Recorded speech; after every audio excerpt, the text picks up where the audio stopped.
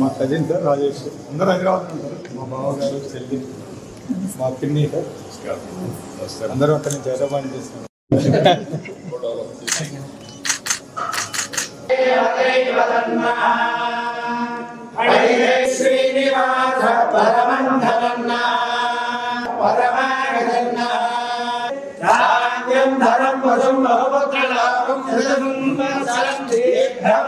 रोचनो रोचमान शोभन दिव्य कृपा कटाक्ष वीक्षण रस सिद्धिरस्तु संकल्पित सर्व कार्य दिग्विजय प्राप्तिरस्तु।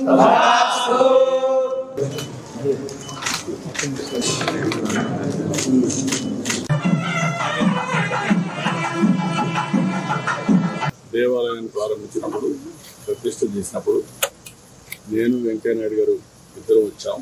ఆ రోజుకి ఈరోజు చాలా మార్పులు తీసుకొచ్చారు, చాలా బాగా చేశారు.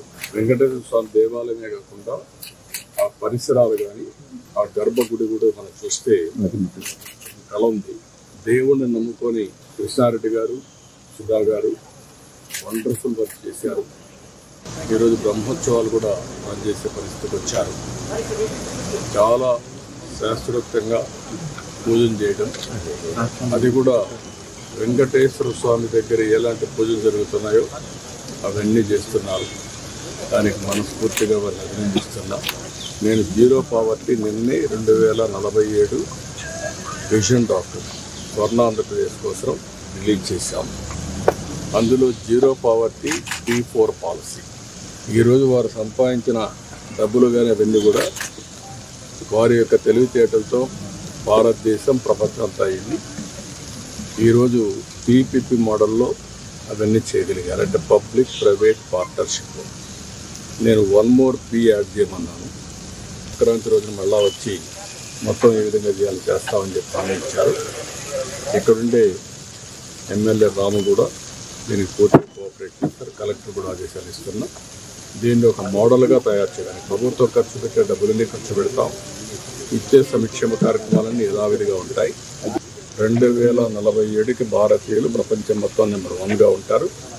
భారతదేశం నెంబర్ 1 ఆ 2గా ఉంటుంది. ఆంధ్రప్రదేశ్ అందులో నెంబర్ 1 రాష్ట్రంగా ఉంటుంది. దేశంలో తెలుగు వాళ్ళు ప్రపంచం మొత్తం నెంబర్ 1గా ఉంటుంది. ఎలక్షన్స్ అన్నీ ఒకసారి అయిపోతాయి. మిగిలిన టైం అంతా డెవలప్మెంట్ కోసం ఎక్కువ టైం ఉంటుంది, రిసోర్సెస్ ఉంటాయి.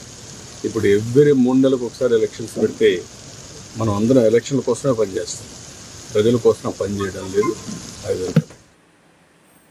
రఫీ నూరి ఛానల్ కోసం